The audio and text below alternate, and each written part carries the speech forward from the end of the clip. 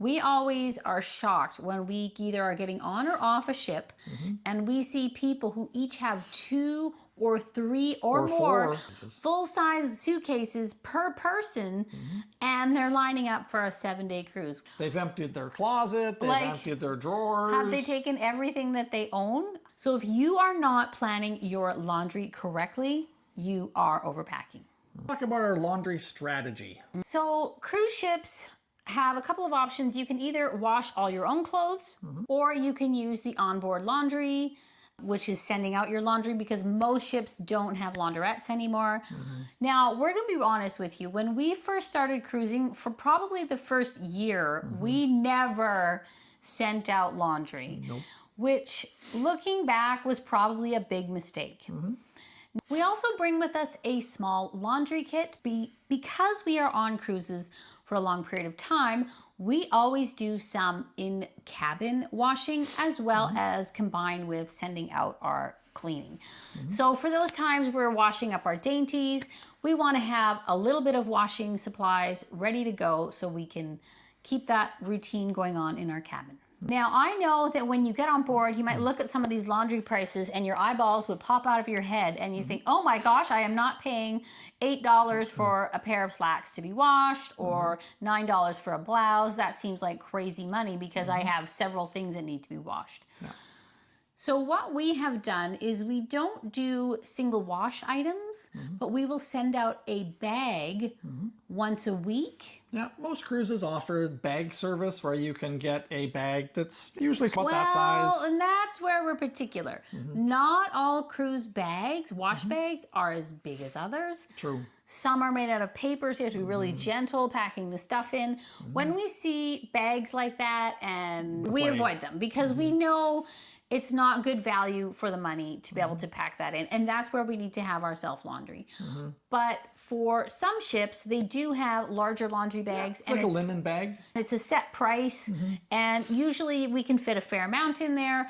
So we combine using that ship offering with some regular self-laundering because neither of us want to run out of socks or underwear. And we actually have gone on a cruise where they offered an unlimited laundry option, which was fantastic. If you're doing multiple cruises back to back, if you combine that with a bag here or there on the other cruises, you can get your full laundry washed during the week that you happen to be on that cruise, and it's pretty good value for the money. We found on that line, that was a Holland America line, they tend to have a unlimited amount of laundry for the duration of your cruise, and it tends to be about a $10 a day. So we will sometimes go a couple weeks where we're self-laundering and maybe getting our stuff ready, and then we'll get on one of those and we'll wash the whole kit and caboodle, and then we know we're set for the next couple of weeks. So if you are a person that does do the self-launder option, we do find it's a lot easier to do small loads more often than it is to try to do one big wash. A big part of that, of course, is finding places to hang things to dry during the cruise. One of the little handy accessories that we do bring, and we might talk about this a bit more as well later, is you can buy hooks that you can get from Amazon.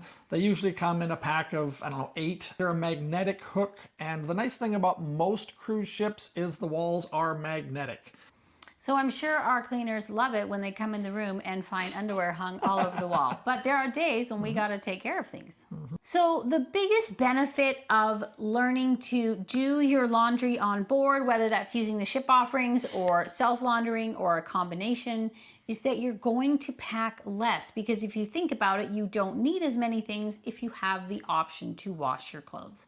So you're going to pack less. It's going to be easier to maneuver through your cabin. It's going to be easier getting on and off the ship, and it's going to be a heck of a lot easier when you try and go on a plane.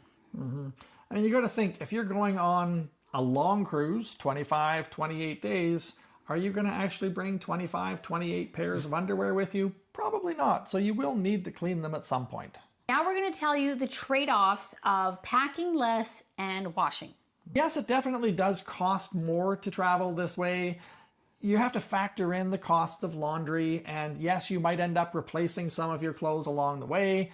There is definitely a cost factor to that, But it does make your life a lot easier when you pack a lot less. Now, I'm going to be honest, with my 3 months in the Caribbean with just my carry-on, we definitely had less outfit variety.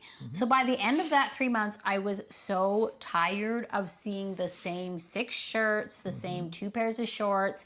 I was so tired of wearing the same things over and over. And that does happen. We're going to be honest with you. That is a reality of packing less and washing more frequently. You definitely do need to be okay with repeating clothes. You can't be one of those people that has to wear a different thing every day that you go out and go to dinner. So it is definitely a bit of a drawback. There have been times on this ship where I think, oh, I wish I had my whatever. And that does happen, but it's very rare. And to be honest, I've managed to mix and match enough that I go, I think I look pretty good considering the small bag that I've brought with me. I manage okay.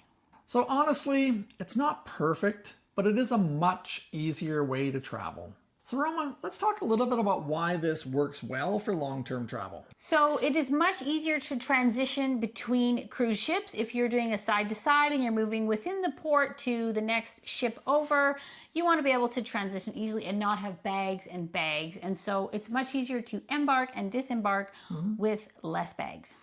And your travel's a lot easier too. Even if you're only taking a plane there and a plane home, if you've got 3 or 4 suitcases, it's always tougher to get everywhere. There's going to be much less stress if you're moving your cabin within the same ship. So if you're doing a back-to-back, but for some reason you're not able to stay in the same cabin and you need to be moved, it's much easier and much quicker if you have less things. Another big one is there's always going to be a lot less clutter in your room. Cruise cabins are not known to be super big, so the more stuff you have, the more it's going to feel like you've got clutter everywhere and there's just nowhere to put it. So bringing less stuff makes your cabin feel bigger, which is always a luxury. So how do we do this? Well, what we typically do is we will book maybe a 3-month section of cruising at a time and we'll go to a certain area. So recently we did 3 months in the Caribbean.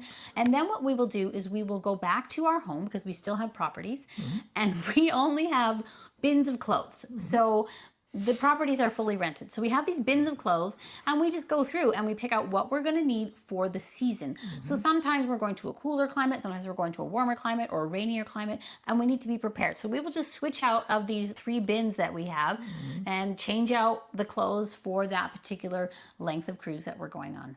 If you're into long-term cruising, hit subscribe because this is our lifestyle with Lazy Bastard Travels. Thanks for watching.